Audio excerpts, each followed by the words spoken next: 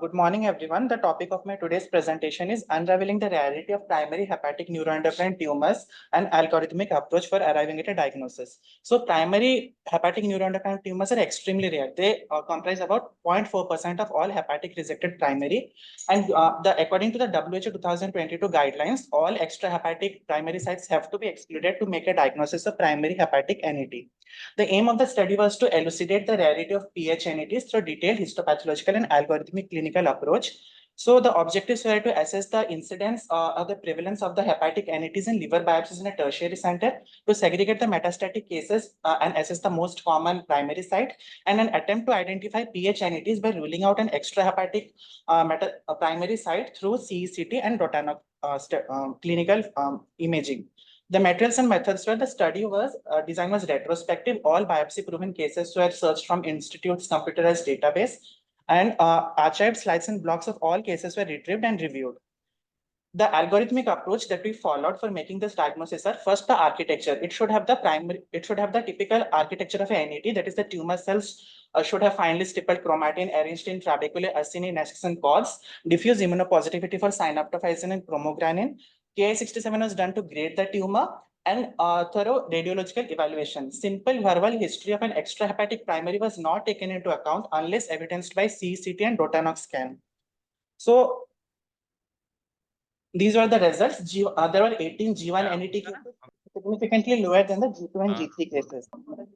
Imaging and Ki-67 it showed and according to Ki-67, grading into G1, G2, and G3 NET was done. So when we took the history, the most common extrahepatic primary site was the pancreas, followed by small bowel, that is the enteropancreatic region. When the CECT and Rotanov scan findings were also analyzed, the patients who provided a history of extrahepatic primary, again enteropancreatic region was the most common site. For the patients who provided a history of hepatic primary only, we analyzed them on a case-by-case basis. For example, in the first two cases, the CECT showed liver localization, but Rotanov was not available. So possibility of PH-NET was not considered. In case 3, there was liver localization in CECT, but ileal loop was also found in Rotanov scan, so it was a small bowel primary. In the case 4 and 5, the CECT showed liver and abdominal lymph nodes. However, in Rotanov, we also found mesenteric lymph nodes and solitary vertebral D2 lesion. So we had a discussion with the medical oncologist and Department of Nuclear Medicine. They considered it a form of residual disease. In case 6 and 7, even if we didn't have the CECT, the Rotanov scan showed duodenum and pituitary primary. Only in the last two cases, both Rotanov and CECT showed liver localization. So we considered a possibility of PH-NET. When we analyzed these two cases, both were males. One was a G1 NET, other was a G2 NET. The G1 NET patient had multiple liver nodes, so resection was not done and he was put into somatostatin analogs. The second case, a G2 NET, resection was done and he did not receive any chemotherapy. This is the G1 NET case showing liver showing focal areas of uptake and other organs showing normal physiological uptake.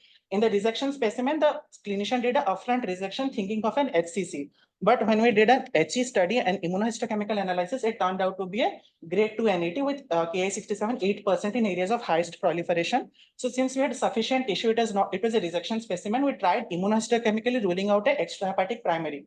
It was negative for gastrin, ruling out stomach, somatostatin, insulin, and glucagon negative, ruling out a pancreatic primary, and arginase and sal for negative. Even if we gave a diagnosis of PH-NET, we explicitly gave a note that since PH-NETs are rare, further clinical investigation were warranted to rule out a hidden primary elsewhere. Post-surgery Rotanov scan did not reveal any extrahepatic primary. So coming to discussion, PH-NETs are extremely rare. In our 62 cases, we are able to pin down only 2 cases with primary hepatic neuroendocrine tumor. According to the WHO 2022 guidelines, all extrahepatic sites must be excluded before making this diagnosis. The enteropancreatic region was the most common site of primary metastasis. The Rotanov scan turned out to be a better modality than CECT in detecting small NET primaries that could have been missed by CECT.